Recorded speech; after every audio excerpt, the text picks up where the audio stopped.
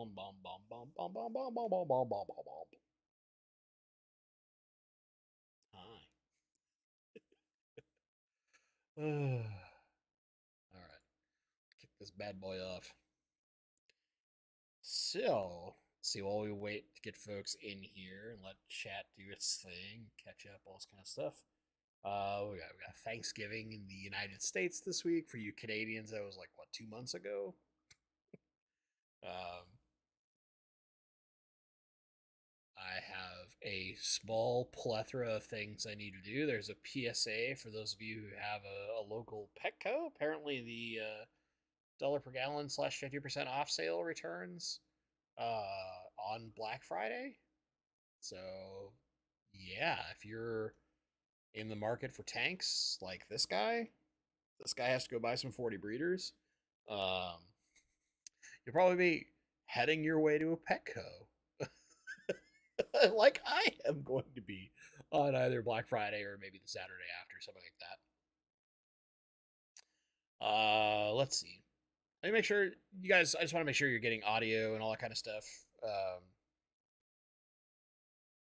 Got my YouTube. It keeps telling me it has some like bitrate issue with my audio, but then I've never seen problems with my audio and video, other than like when my internet is completely flaking out. So chat, let me know. Chat, let me know. If for some reason you don't hear me, I feel like I would have seen an armada of stuff saying like, you're babbling, but we don't hear nothing. We don't hear nothing. Cool.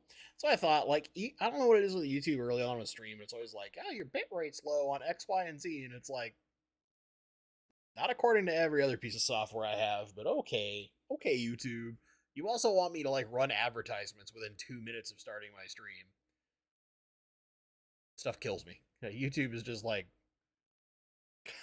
off in left field sometimes. Anyway, oh, here's a fun question before we rock into topic.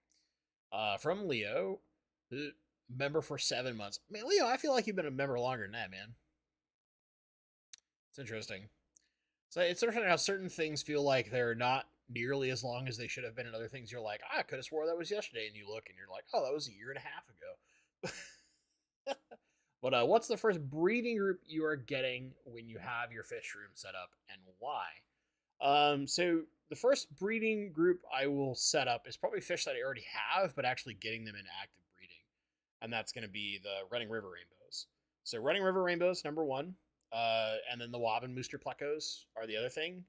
There's some adjustments I need to do to like their current situation to get them back into more active breeding, as opposed to kind of just passively letting them do their thing, where the male like kicks out his eggs every time he has a clutch, and they have a kind of, because I'm not actively trying to breed them, the likelihood of eggs surviving after that is like but those are like kind of the first two. The next fish after that, if we were to go kind of like down the list of different non-rainbows, would be my Coriodoros equus. But yeah. Ooh, Paul Soltero with the big heads up. If you order the tanks online for in-store pickup, there's an additional 10% off. Good call out. That's actually what I was planning on doing, is ordering them online so I can guarantee they're at whatever store I want to go to, as opposed to just like dropping by and hoping. But yeah. Yeah. That's nice to know. Okay. I think we've burned a little bit of time to get folks get notifications and get in. I have a very aggressive title for today's stream, and that's "Your Tank Sucks," or does it? Now, if you're keeping Oscars, your KG Tropicals, your tank definitely sucks.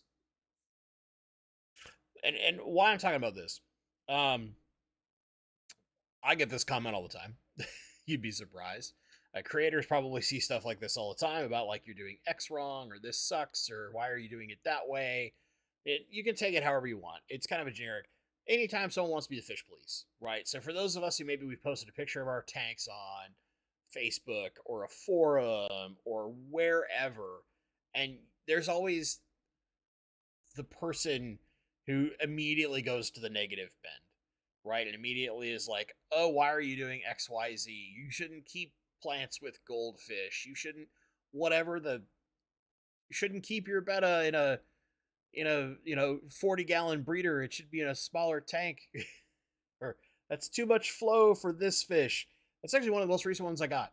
Uh, one of the most recent negative ones was a guy who like looked at I think 3-year-old video of the Guppy Mansion, right? And he commented that there was too much flow from the FX6 for the guppies and they were struggling and going to die.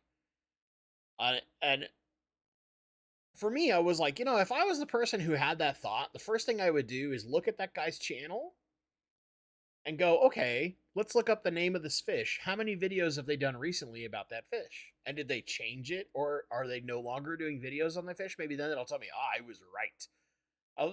You can look and see like recent videos where there's just armies of them, and when they get tired, they swim down into the tank where there's not any flow, and it's completely chill. Where all the babies raise up.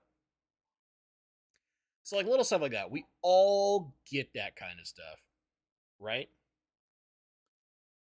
And realistically, most of the time that people receive those statements or make those statements, if you want to go on the side of the jerk bags out there, our fish police, right? People that none of us really like enjoying operating with. It's because it's opinion. It's all opinion. Almost never is this factually correct, because most of our like facts, I put that in big quotation marks. I know someone might rage on me for this, but most of our facts when it comes to fish are something that is based on typically fairly old information, or is not truly very scientific. Like, you don't get super deep scientific knowledge out there, right? Well, that's just like your opinion, man. Brandon, good one. Good call. Straight with the dude. Where, we get like information from old books in the 50s that still proliferate today. Concepts like the inch per gallon rule, right? That doesn't apply. That's not accurate. It's just like an old rule. The rule in big quotation marks.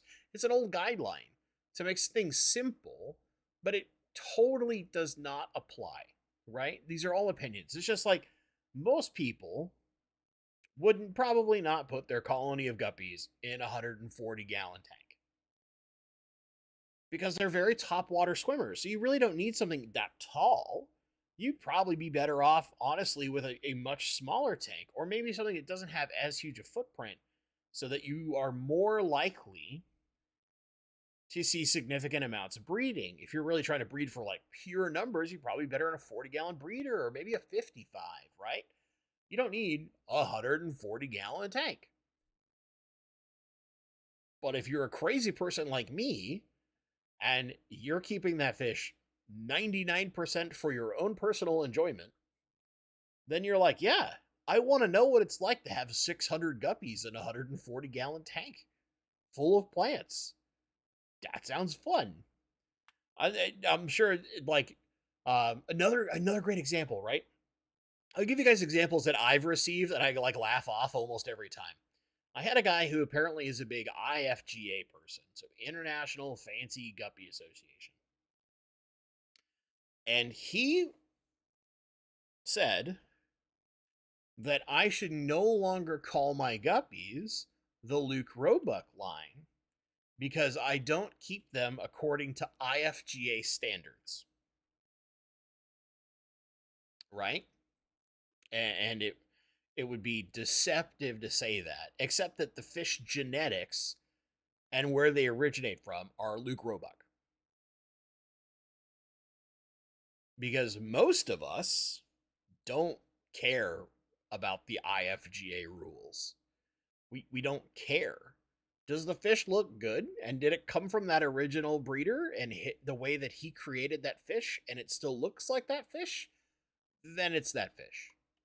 Right? It would be like somebody saying, oh, just because you have rainbows that Bentley got from Gary Lang doesn't mean that you should say it's the Gary Lang line.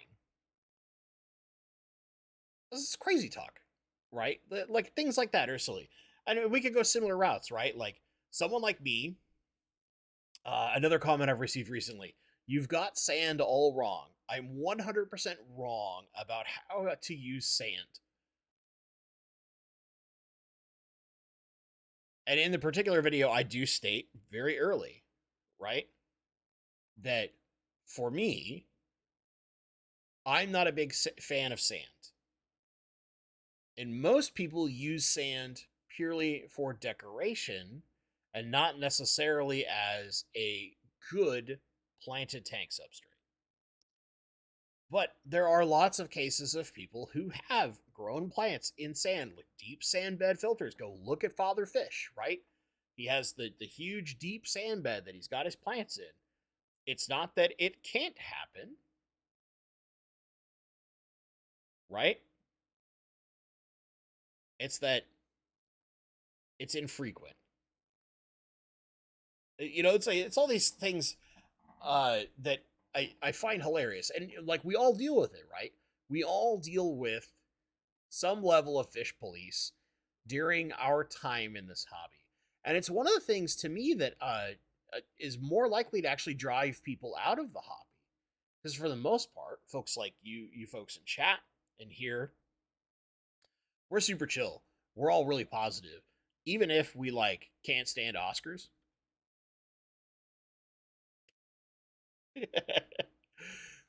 We can still respect someone who loves Oscars, even if it's John at KG Tropicals. I'm gonna endlessly do that just because I like egging John on when, the few times he ever pays attention to stuff I do. It's fun for me. But it's one of those things where like just because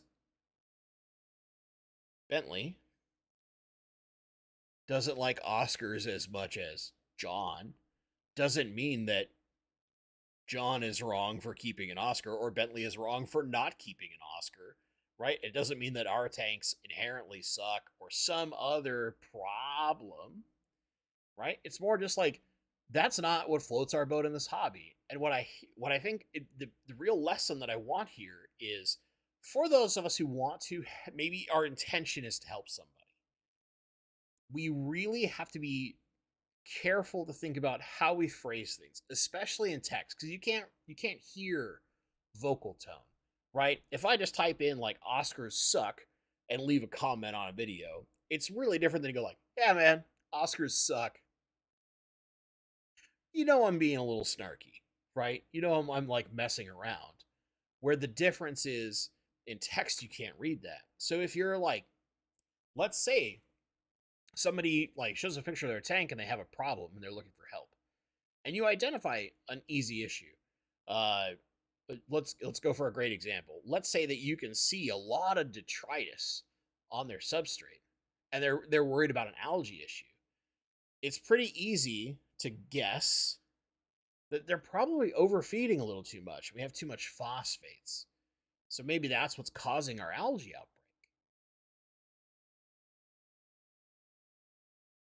So how do we think for a second instead of being like, "Yo, stop feeding your fish so freaking much," instead of going like, "Hey, one thing that's really common that creates algae issues is when we feed our fish more than they actually need, and it creates some excess phosphates." So here's a helpful tip when I dealt with this. It's all about like how we phrase that stuff, right? And unfortunately, for a lot of our fish police type people, they don't understand how to communicate with actual human beings in a positive fashion. Well, which is to say, there's like a difference between criticism and constructive criticism. So I've got something on like the bill of my hat. Oh, hat. It's like dog fur. I can see it in the camera in the corner. It's driving me crazy. It's like dog fur stuck on my corgis, man. They shed a lot. uh, but that was it. I just kind of want to like have a little fun, poke at some stuff. I'd be very curious, chat, like some of your experiences, whether you've like had somebody totally going nuts against you on stuff or whatever it may be. I'd be curious to hear some of your guys' stories. Nice. And hey, Bentley, are you still doing random private emails? I'm trying to. I'm like, I got kind of behind on stuff, and the biggest problem is, to be honest, between work and some other things. So let me talk about that. Actually, I'm sure if my lady is listening, she threatened to listen the entire time tonight. Uh, Most of you've probably noticed, like every so often, there's like a ring on my finger. Um, Speaking of, she pops in a chat. I'm in the process of getting stuff set up so that me and my lady can get married. And that takes a bunch of my extra time. This is like paperwork and filling up stuff. Nothing too fancy, not some giant ceremony. You won't see pictures or anything, but just trying to get some stuff squared away because reasons that you would get married. It's like little things like that I have been eating up some of my free time, or like very recently, um, a member of my family ended up in the hospital for a while, and it like stressed me out on top of being super busy at work. So a lot of my spare time was trying to get some stuff around the house to kind of just idly work on some of those things, so that my brain didn't focus too much on it. And I was literally in like daily phone calls with one of my family members, just trying to make sure that everything was okay and stuff was going all right with it. Which the person is all right. I want to be very clear. I don't want anybody to panic or anything. The person is fine. A lot of you are probably dealing with something similar. I got some messages from some folks, which thank you for all of you who are concerned, knowing that I work at Amazon. Amazon is laying off a lot of people. People were concerned, like if it was going to affect me. There's some things that are happening at my work, which thankfully, from everything I can see and tell, position's okay, gonna be all right. Don't have to worry about that.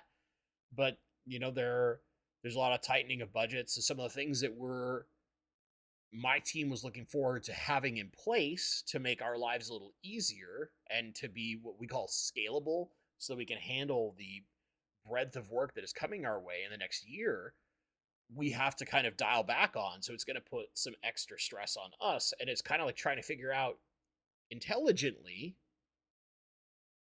how we can do that without like really impacting us in it to where it's like, yeah, how we really only want to work like maybe 45 hours tops a week. We're going to have to work 60. Just deal with it. Trying to figure those things out is very stressful. So it's like some of that stuff is eating up some of my time, and like frankly, I'm way behind on email, which I want to get back to some of those things. Why do I have some complaints, i.e. Amazon? I work for Amazon Games, so it's not the big retail side. It's okay. Chill.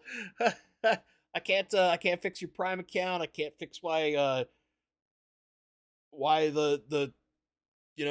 Thursday night football Prime stream doesn't look good. I can't help you with some of the other stuff. Sorry. But if you're on the game side, maybe I can help you. But yeah. So Liquid Rock Aquatics is getting married next September. Nice, nice, nice. Yeah, our plan is like we're just gonna do a courthouse wedding, for simplicity's sake. It helps because then I can put her like on my work insurance, which I have fairly nice insurance, thankfully. And some other small things that help her out and us out collectively. And then later on down the line, you probably do one of those things where it's like we'll do an actual wedding ceremony, but it'd probably be like on an anniversary or something. One of those would give her a more improper wedding as opposed to just a simple courthouse thing. But when you're short notice, can't really do the big ceremony, right? It's the unfortunate part of life sometimes when the right things prop up where you're like, oh, we kind of probably just need to get this taken care of. It sounds like it's the most like practical approach to getting married is like, oh yeah, we need to take care of it because of X, Y, and Z, and not for like the nice parts. Um, yeah. Somebody else been 30 years in one job. Chuck, that's impressive, dude. That's impressive. I worked contracts mostly for the last over a decade, and if I spent 2 years in a job, I felt pretty good.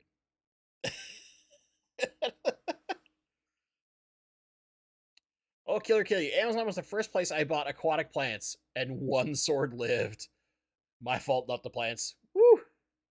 That's a little tough. Yeah, I mean, I can tell you when I was first getting into plants, other than some like local stores that I went to, I had all sorts of like bunch plants and stuff die and potted plants and not knowing that like, hey, you need stronger light for this particular plant, stuff like that. I bought stuff off of eBay, Craigslist, Etsy, OfferUp. Like I tried all sorts of stuff until I found like a good group, and eventually like a bunch of different online stores. You know, I think only one of the ones that's kind of like sort of bigger that I never tried was like Jacob's Aquarium, but like Dustin's fish tanks, I bought plants from him at one point. There's been a number of like really small YouTubers at the time, especially like when I was very early in my channel, like 100 subscribers or less, and folks that had like 1,000 to 2,000 that were trying to do different types of like plant sales. I tried a bunch of them. I can tell you until I figured out like the right magic blend of things to be very successful at plants for myself at home. I had all sorts of struggles with plants, and even when I knew what I was doing, there were still plenty of plants that I've struggled with. So don't be too scared about those things. Clarification. Oh, all right, Chuck. Married for 30 years, longest job I've ever held. I was gonna say, man, if you've been in one job for 30 years, I hope you retired soon. Jeez. Can't retire from marriage. That's called death. I guess divorce nowadays too, right? But that's not the same. Not the same. Medcow, Amazon needs to lay people off. Well, I mean, if you were to get into like the biggest macroeconomic mentality behind that, I know this is not a fish stream, but whatever. We're gonna have some fun with this. A lot of it comes down to when the cost of borrowing money was effectively zero because interest rates were so low. They could invest a ton of money into a lot of excess work staff with an intent to scale really high because they were seeing huge growth during the pandemic. But now that that growth has slowed and become more normal, or in some cases declined entirely, um, they can't afford that much staff anymore without having serious risks to some larger portions. And it sounds kind of terrible in the grand scheme of things. It's like, well, if the people at the top just made a little less money, maybe it'd be all right. But that's just the nature of big business, unfortunately. I'm very thankful that in my particular role so far, I'm okay. Um, but I also have to look and hope that for not just myself, but a lot of people, things get better in the near future because I don't want to see a point where potentially one of my coworkers might lose their job, right? Because I would feel horrific if that was the case. And you would better believe that if there was anything like that that came in my place, I would fight like nobody's business to keep people employed because it's people's livelihoods, right? It's a very much feels bad. Ooh, Killer Kitty gifted 5 memberships to a bunch of people. Look at that. Maria Z got a gifted membership. Uh-oh. We gotta watch out. That Maria's a troublemaker. Oh, one thing, which by the way, thank you, Killer Kitty. That's very, very generous of you. I really appreciate it. Totally not necessary, but I appreciate it, right? If you guys don't know, the 26th, so this upcoming Saturday, right? Saturday? Calendar? Help? Saturday. Good, good, good. I can't remember exactly what time, but on Skipper's Aquarium's channel, there's going to be an auction that benefits the Amazon Research Center, which I don't know if Dr. Maz is in chat. Usually he says hi when he's here, but they do a kind of annual Christmas thing with kids in the city village. I'm not sure how big where the Amazon Research Center is down in Peru, right?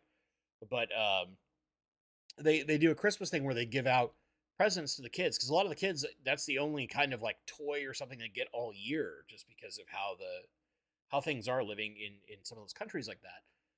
So there's an auction where a bunch of people are donating fish, and there's some other fish that are like coming up wild from Peru that'll be available. Um, cool stuff like that. So if you guys are not like out braving the crowd shopping on Saturday, I can't remember exactly what time that 7 p.m. Saturday. So I think that's 7 p.m. Eastern, correct, Paul? I think it's 4 p.m. Pacific, if I remember correctly. But please drop by. I'm probably going to like hurl a bunch of money at something random just because I want to be able to help in some way, shape, or form, or I'll just make a flat donation, one of the two. I don't care. But it's nice that they do that for those kids. And for those who might have an opportunity to get some really cool fish, I know that Maria Z in particular has some sweet plecos that are going to be available, and a number of different things. Okay, 8 p.m. Eastern Time, 5 p.m. Pacific Time. Official time, Saturday, for that thing at Skipper's Aquariums channel, which I'll put a post in my... Now it's bouncing back and forth. I'll give details in my community tab to make sure they're right. I'll just email Skipper and make sure. I don't want to get it wrong. Oh man, I'm so off the wagon. All right. Come spend some money on my plants. Luke.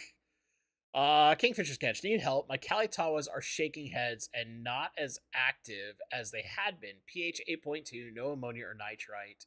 Nitrate at 10, GH and KH both high. No stray current on multimeter. Water change, dim light. Well, I would default a little bit to Hunaquatics, who showed he was in chat a little earlier. Because he actually keeps Kalitawa, knows him very well. My initial concern might be that the pH is a touch high for them. And it would depend on, like, if we knew... I'm wondering if the mineral content in general is just a little too high. And the other... That's actually a good one Nabokov fan mentions. What's the temp? You know what temp they're at, Kingfisher's Catch? Mr. Joe Davis. Can't hide from me. I still remember. 76. Okay, so your temperature's fine. 76 is not a problem at all for them. I would have a minor concern about the GH being a little high. I mean, usually rainbows can handle that. They tend to come from water that has some mineral content to it, but some species do like the softer water. I can't remember if Kalitawa is in that boat, but usually they adjust to kind of almost any water. Are you still in here, Ryan? Food Aquatics, help! Help! That's interesting. I guess I would have to ask, like, what you mean by shaking their heads. Myra Sci-Fry within the same system show no signs. Interesting.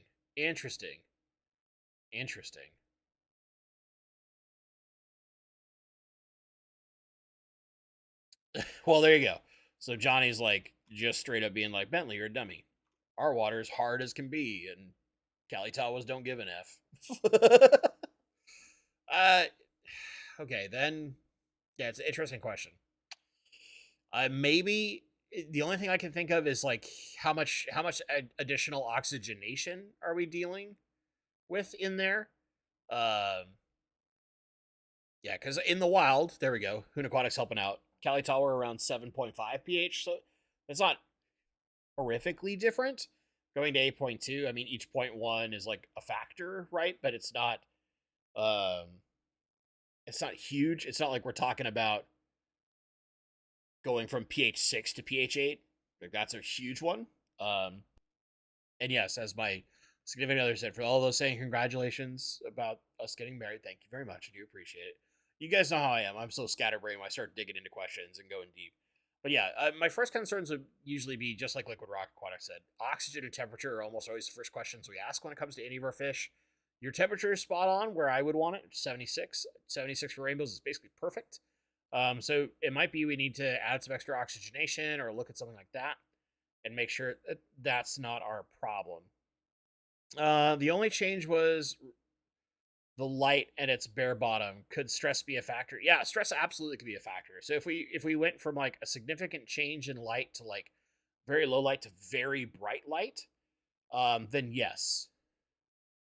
That could certainly cause a little bit of stress for a little while and mess with them. Or if like your previous light ramped up and ramped down, and now this light just comes on and comes off. That could also add some stress. Like little things like that can add stress, but they should be able to adjust to that. And being bare bottom, yeah, this is one of the other problems is you could have reflections that mess with them. You might try, uh, if you can get some, just like a thin layer of some kind of substrate, or like even if you can get something to sit down there to reduce any kind of like reflection or glare. Just trying to think of like some kind of outside the box potential things. But yeah, Jericho directions for getting married. In the state of Washington, you need to apply for a marriage license. Then, after you paid your fee and you get your packet with your approved marriage license, you then have to conduct a ceremony with somebody who's allowed to do so in the state of Washington. It can't be somebody who's like allowed to do it in the state of Washington and do it in some other state. There are some ways to get around this, yes, but in the state of Washington is the preference. And then from there, you have to get a bunch of paperwork signed after the ceremony by the person who's officiating the ceremony, and the officiator, has to send that paperwork into the state and be like, they done got hitched. And there you go. You're done. Easy peasy, lemon squeezy.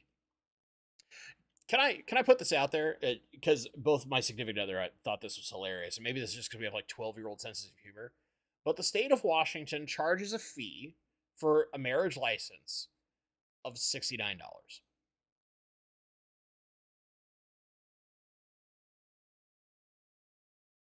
Am I the only like 12-year-old that like laughed hysterically when I read that?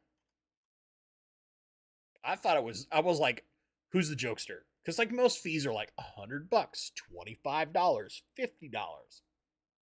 Marriage license? No. It's just so stupid. I know. I'm being a 12-year-old here right now. I know. But come on, Washington.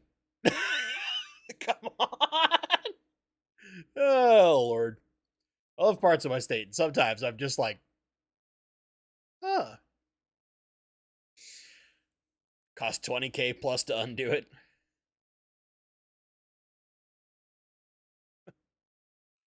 Where are we doing this? So many things. So many things. I don't know. But yeah. Oh, yeah, Andre W. This is actually good advice. Starboard is a good alternative to reduce reflection and keep a bare bottom-esque tank. Yeah, it's something you can literally just insert into the tank. I've actually looked at potentially using like plastic cutting boards because they're matte and opaque as backgrounds in tanks if I could get them in the right size. And for Stephen P, I know you showed up late. This is how you can tell where I am at chat, right? I've kind of bounced all over the place, or just my brain doesn't function correctly because it's been a long last couple days. Yeah, I kind of like vaguely mentioned this when we were at Fishtoberfest, but more officially, like I'm getting married. Woo! Look at my fancy ring. Can I actually note that like this ring's made of silicone?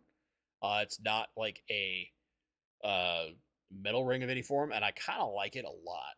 I'm not gonna lie, because like one, I don't have to worry about like losing a ton of money if for some reason I lose it or it gets stolen. Because these on eBay, despite being like quite nice, or not eBay, Amazon. I bought it off Amazon. Who'd have thunk the guy who works for Amazon would buy it on Amazon? It's like $30. You know, not so bad. But more importantly, it's pretty durable, and it doesn't feel weird on my finger, where sometimes metal does. I'm a person who really doesn't wear jewelry at all. I'm not very big on jewelry, necklaces, rings, watches. I no. That's what this is for. The hat is my jewelry, right? But now, you got that dang thing. It's made of fake boobs. Wrong kind of silicone. Wrong kind of silicone. Now this is made out of tank seals. I just removed all the old seals off of a couple of aquariums and forged them into a ring. Oh man. Brian Man, I want to know how to properly pronounce your last name. So I know if I tried to, I would butcher that horrifically. However, Brian, so I recently got Sawassertang Rickia Fluitans. Oh god, Rickia is my devil, man. It took me forever to get rid of Rickia the last time I had it. Christmas and Java Moss at an auction. What do you think of each? Oh, perfect. Plus and minuses of growing and using for breeding purposes. Okay. Both Java and Christmas Moss are fantastic when it comes to using it in breeding tanks versus just for appearances. I would be more like on Christmas Moss, because Java Moss, even when it's very happy and healthy, it's not quite as pretty. If you're going for like that more aquascape look, Christmas Moss is a lot better there. However, you can get to a point where like you'll have like this giant ball of moss. When Java Moss is happy, actually looks really cool and can sit kind of free floating in a bare bottom tank. How do I know? I've been doing this for years now. But Master Breeder Dean, for example, he always puts a little bit of Java Moss in every one of his fry raising trays. A lot of us like using Java Moss with baby fish because it's a good little surface to easily build biofilms and all kinds of microorganisms that baby fish can feed on. So Java Moss, Christmas Moss, fantastic for breeding fish. Fantastic. So Wasser Tank can be very similar, although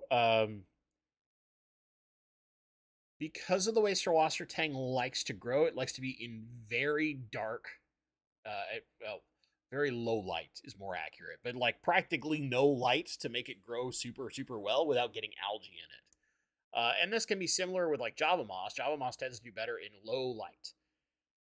Christmas Moss can be okay, but as long as you're not getting out of hand and getting algae, they'll all do fine. Rickia. Let's talk about Rickia. I got problems with Rickia. All right.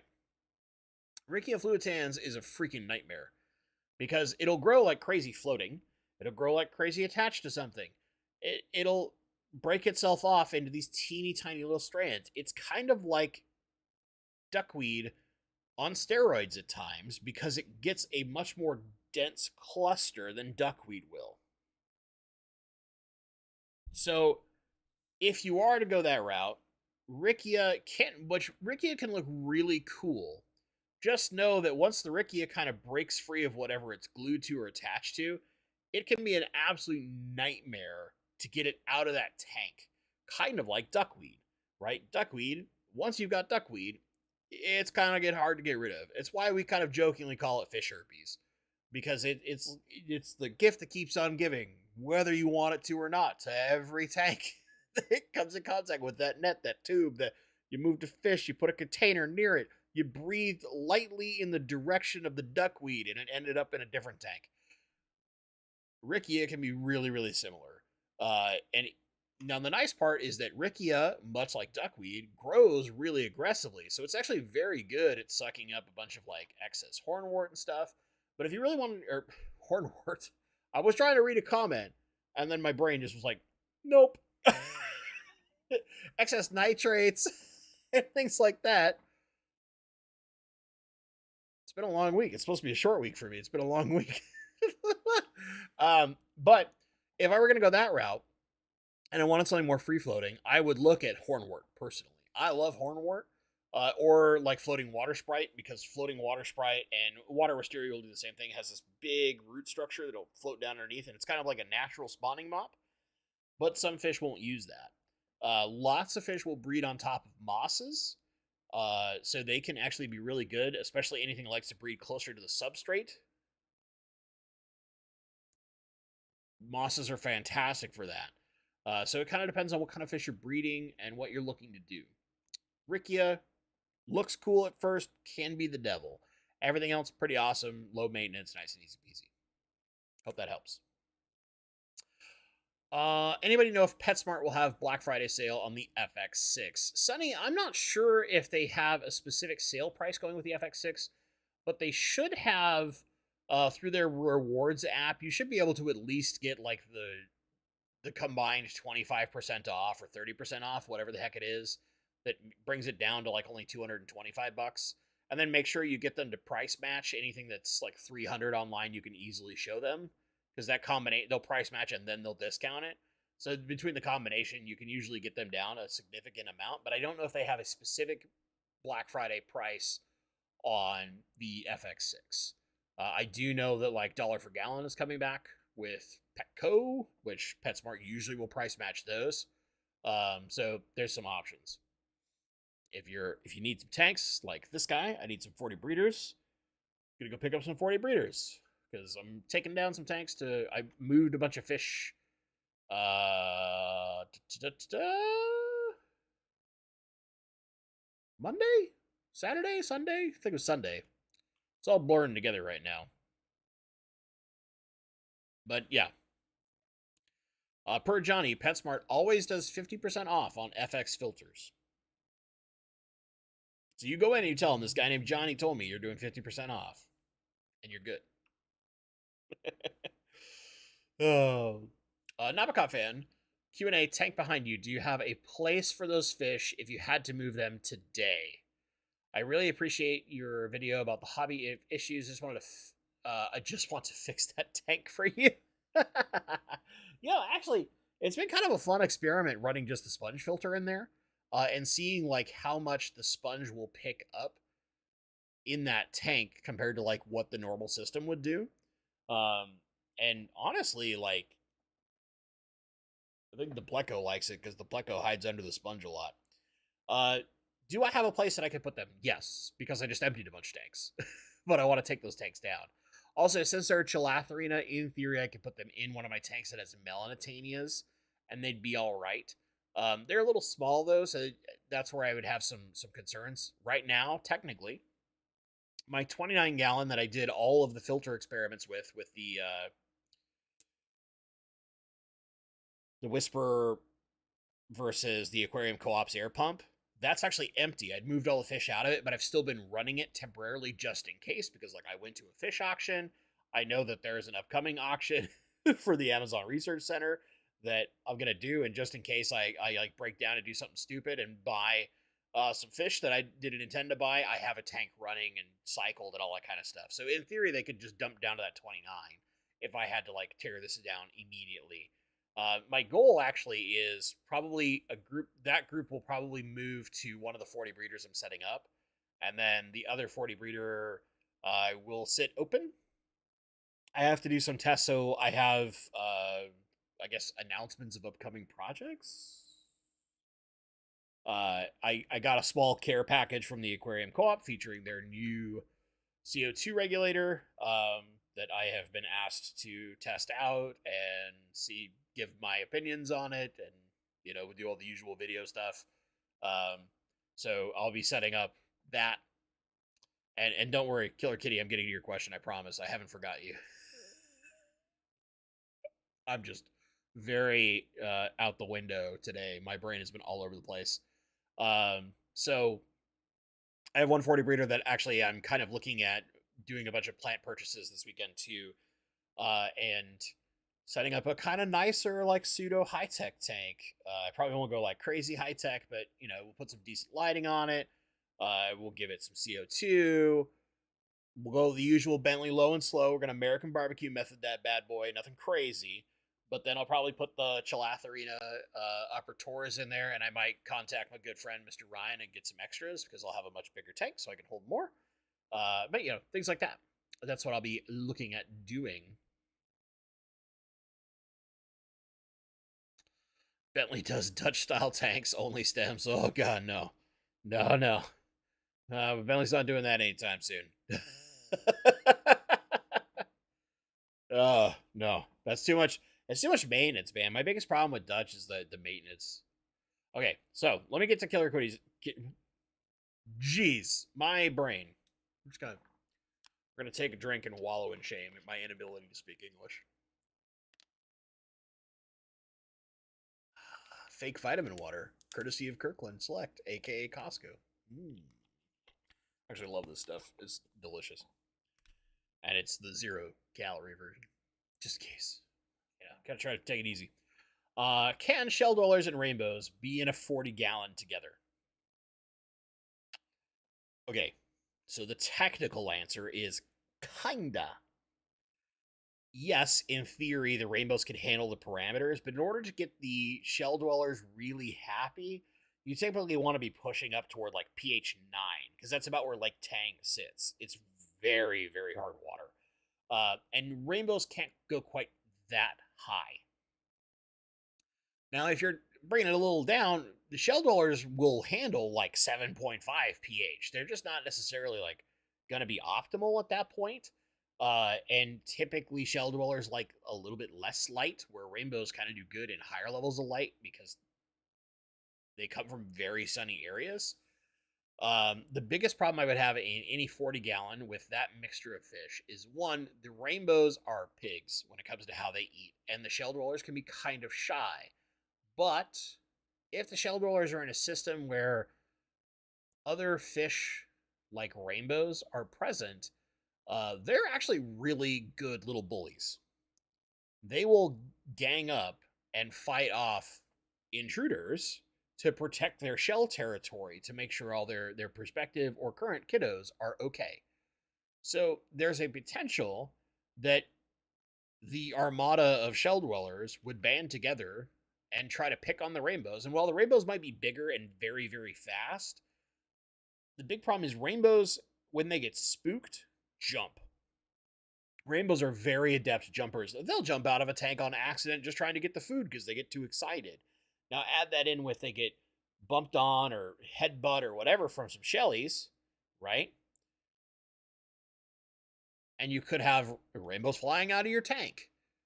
Do I think that you could mix these together? Because I've seen shell dwellers with guppies. And they were doing, both of them were breeding in the same tank, and it was fine. The only problem is occasionally a shelly would get a baby guppy.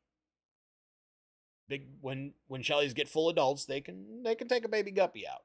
But I've seen that. So in theory, can rainbows and shellies go together? Yeah, probably if you do like multis or one of the more like chill ones. Don't go gold ocellatus. Those guys are giant jerks. But yeah, I mean, it's very possible. You'd probably be better with like a taller tank rather than a 40-gallon breeder. But if I were doing it personally, I would probably keep the shellies separate because I really want to give them as much room as possible to grow out their colony and do all the things that they like to do. Because rainbows, for one, really look better on dark substrates, where shellies, you want to give them some form of sand, whether it's like an aragonite sand or just regular sand, whatever it may be, because they want to engineer and excavate and like redecorate, basically. Where rainbows, plants, dark substrate, that's what gives them their best color and makes them look the best. So there's kind of some things counterplaying the two. But yeah, rainbows, as M&C Aquatics has said perfectly, are dum-dums. Rainbows, they fall into the very pretty but very dumb category of fish. They do dumb things because they're not the brightest fish in the aquarium. But man, are they pretty. All right. We delved deep on that bad boy. M&C Aquatics ran a box filter and sponge experiment at 29 for 2 months. I was really shocked how much the new box filter picks up. I'd be curious, like, which box filter design, because, you know, there are, like, the little corner ones. There's the old school, like, round ones you could get. There's actual, like, box filters. I'd be curious, like, which one you used in that, specifically, M&C. That kind of stuff interests me a lot. My brain goes deep into the rabbit hole on those things. J Primo, my Java fern is getting black spots and old and young leaves turn yellow and die. Anubias and Boost are doing great. 22-gallon, long, heavily planted, dose Easy Green twice a day. Normal parameters. So usually, whenever leaves are going yellow, right, that is typically low nitrates. Now, with all the other plants being fine and your Easy Green dosage, that makes me think you probably have enough nitrates. The second one, black spots, or any spots, typically, when they come in on leaves, especially of Java fern shows this faster than anything, typically is a deficiency in potassium. Java fern happens to be quite a potassium hog, so more than likely what you need to do is either get yourself some other supplement that will give you just potassium, or figure out a way to mix the Easy Green with something else to boost that potassium. So you could look at like Flourish Trace to increase your trace minerals. Personally, for me, if I'm going that route, I would rather get Brightwell's fluorine multi, because that's all your micros plus potassium, which is fantastic. You can have excess micros. It's not going to give you too many problems. And it's really unlikely to cause like algae outbursts or something like that, even if you're dosing all the other stuff. But just really what you need, you could do just straight potassium, like Chem and a lot of other ones have just a straight potassium fertilizer and boost the potassium up. You can also get it in powder form if you want to do it that way. It's significantly cheaper, lasts for freaking ever. Will take you forever to go through it, but they're big potassium hogs, and that's the first thing I would go to. I would worry less about the yellowing leaves and look more at the spots, because sometimes Java Fern, when it has a potassium deficiency, will show like it has a nitrogen deficiency at the same time. So you'll see that yellowing of the leaves in both young and new because it doesn't have enough potassium, and it's quite a potassium hog. But the spots is the key and critical sign that I look at. When you're starting to see the spots and holes in your leaves, that's a potassium issue almost always. There are some rare niche cases where it's not, but in the case of Java Fern, almost always you're looking at not enough potassium for that particular plant because it's a big potassium hog. Hope that helps you out.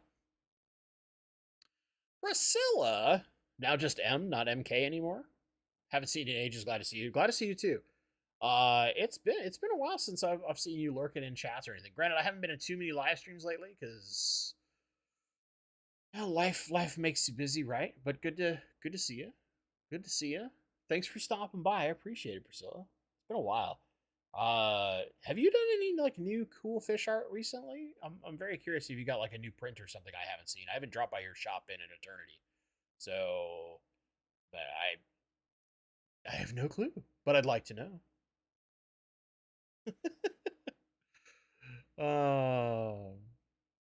JD Partridge, I'd like to know what you think about that CO2 regulator. I'm looking to get one by Christmas.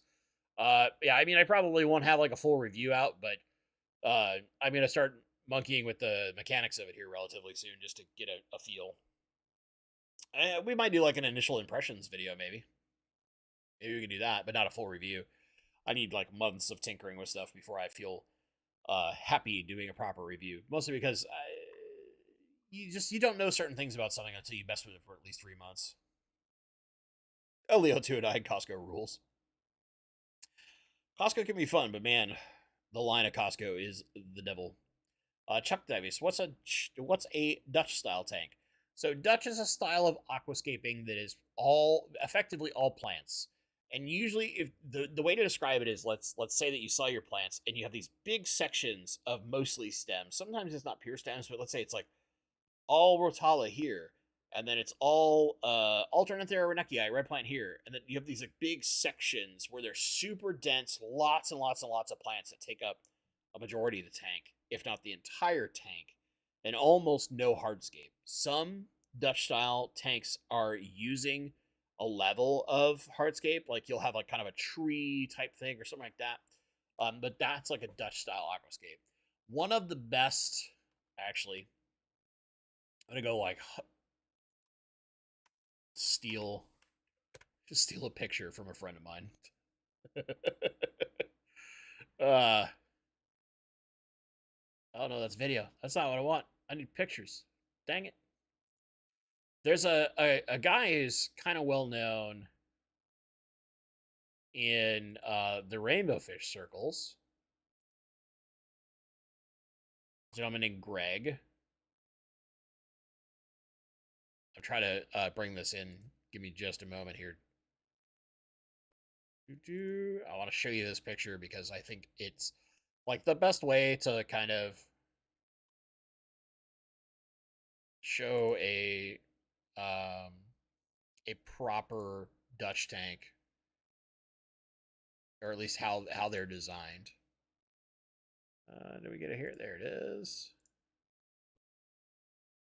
I gotta just make the picture the right size because it's enormous. I know this is terrible. We're doing this live, but this is a whoop. Here's an example.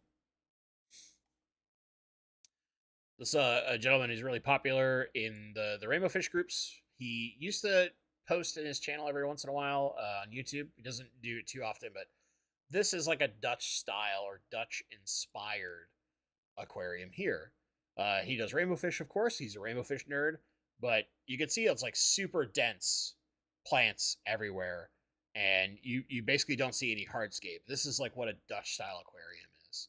And there's some like super fancy versions of it, but like this is a guy who really prides himself, does a lot of work to keep that tank looking like that.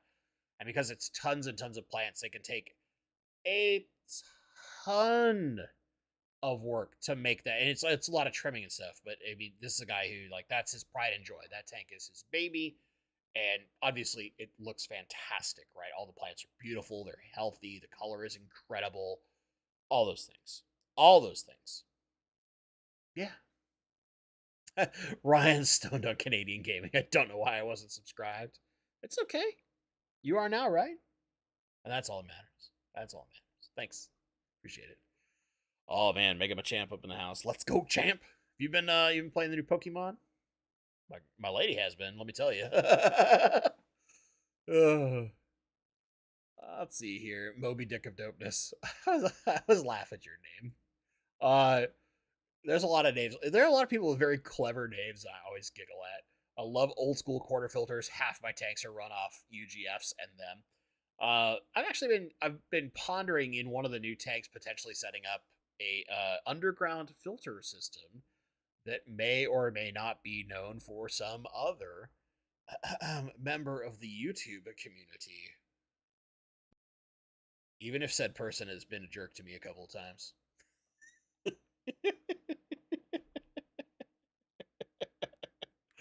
But I thought about setting up one. I might. We'll see. One tank will probably sit like mostly bare for a little bit while I figure out what I want to do with it.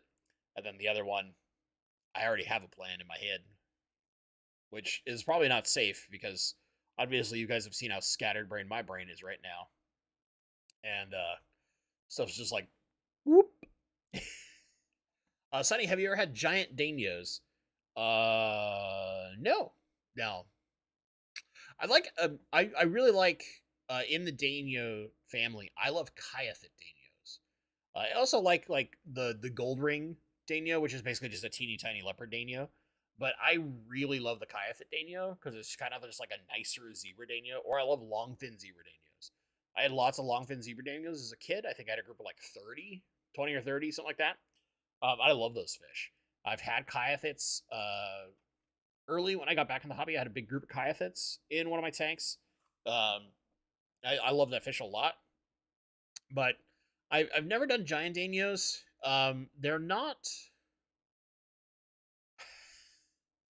I put this because I'm such a like rainbow fish psycho.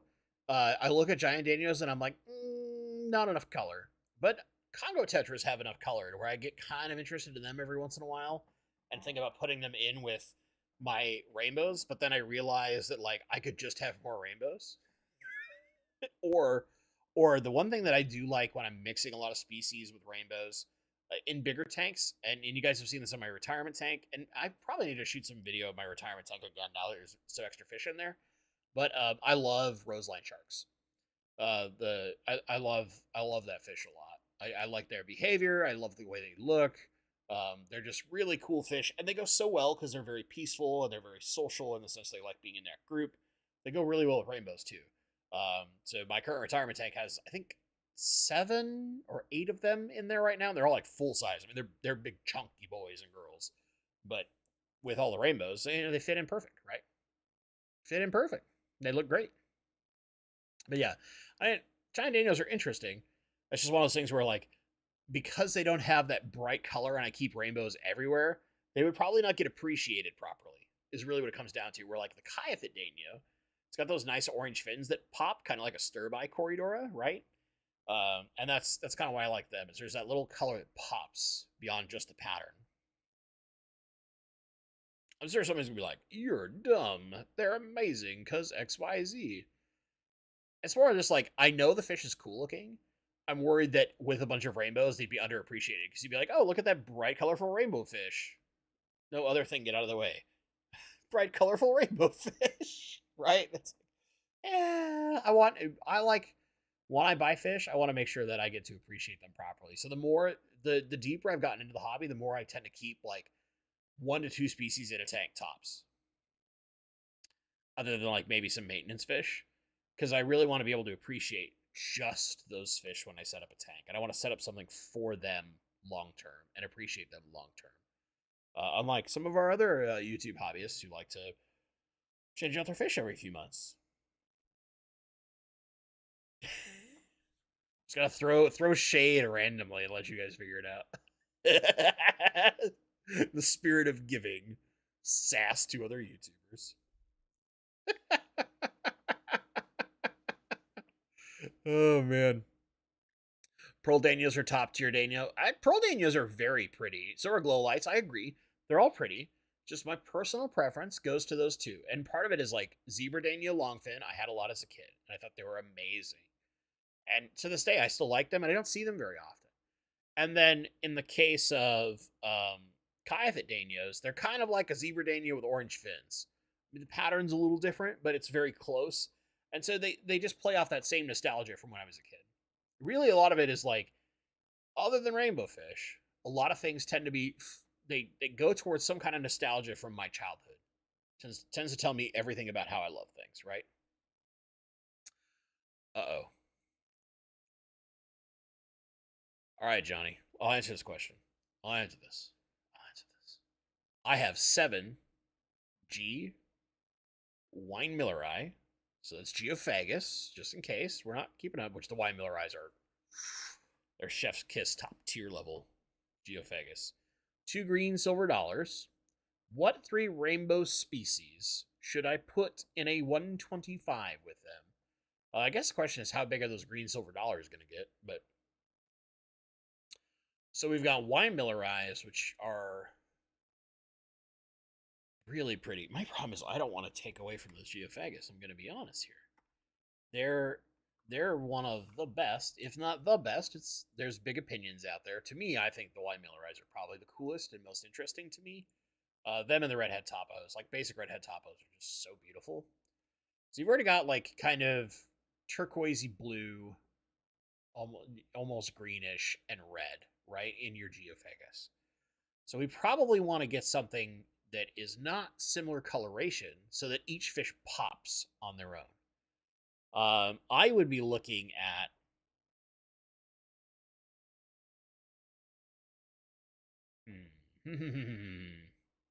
so there's two ways to do this.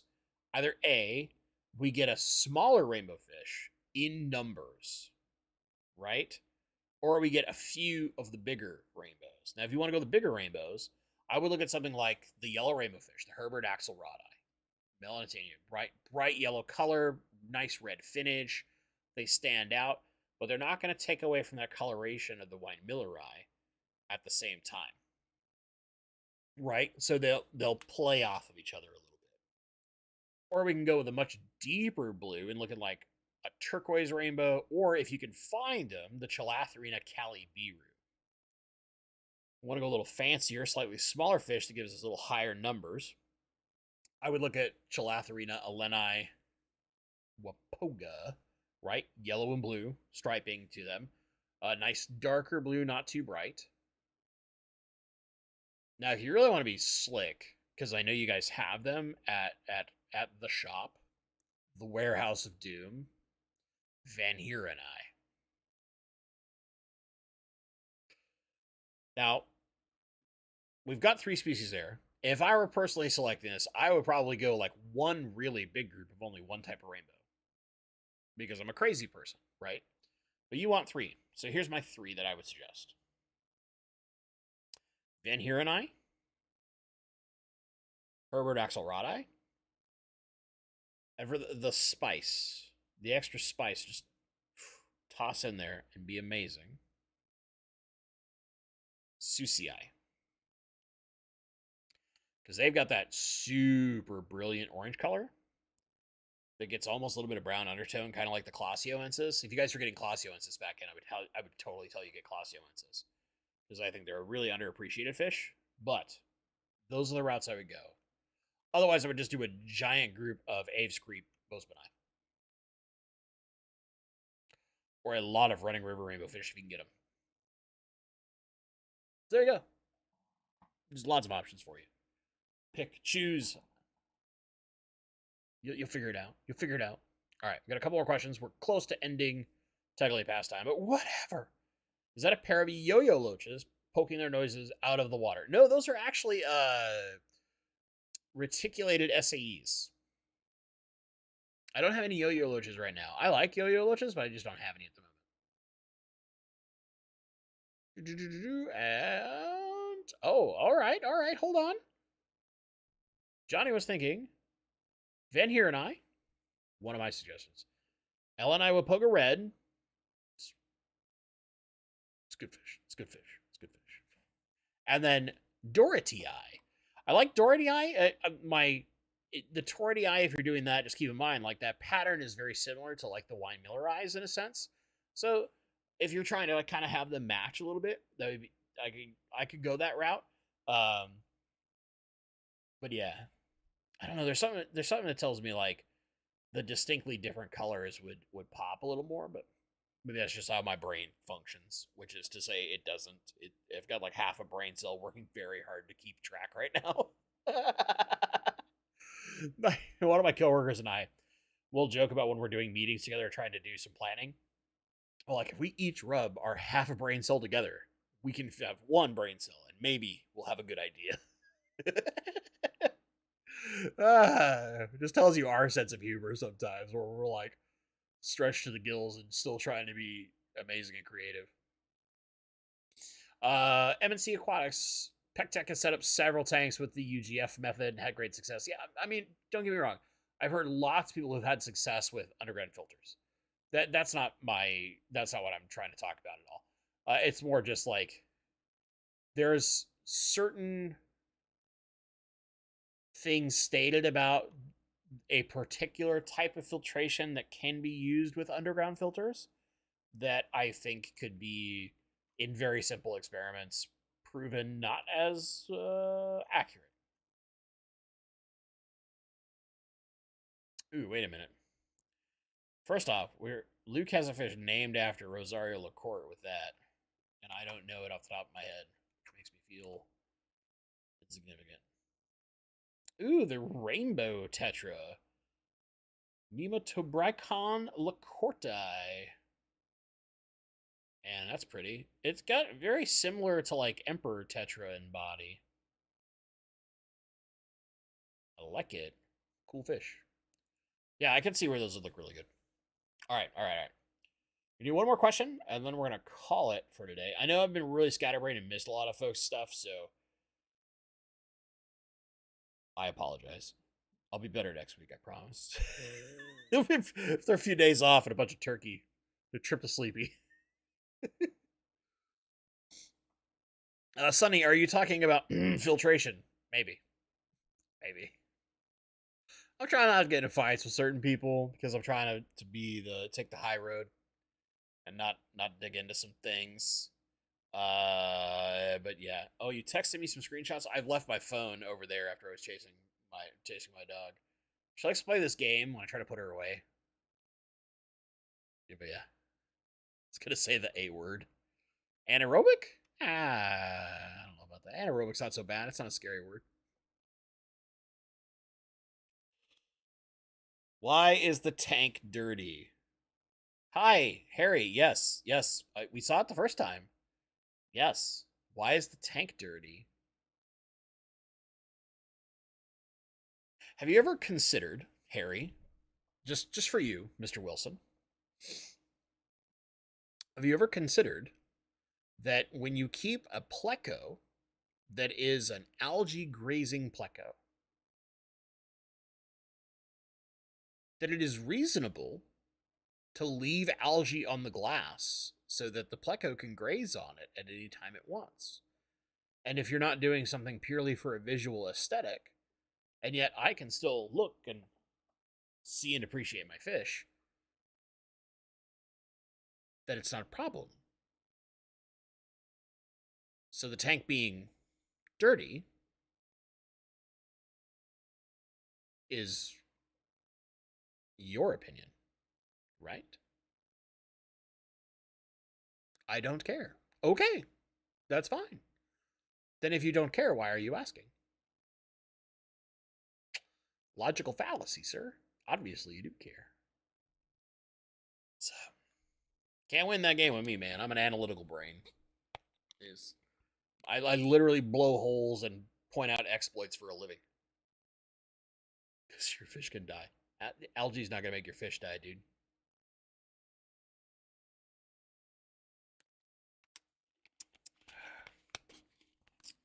Remember the title? Saving your fish right now. Ah! Oh, okay, bud. Okay. Okay. Regardless.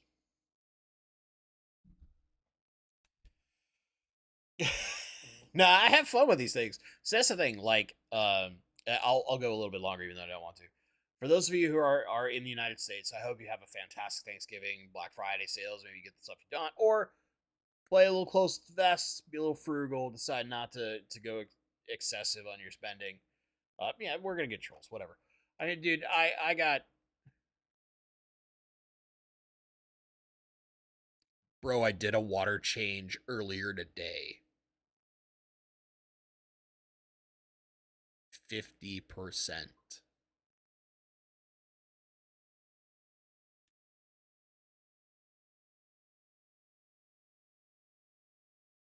Take off, son.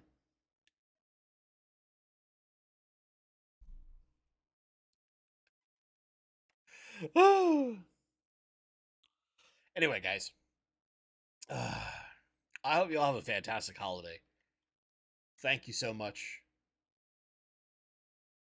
for being here, for watching. Thank you to Killer Kitty for the 25 gift subs. I really, really appreciate it. 5 people got some subs. Good to see. Oh,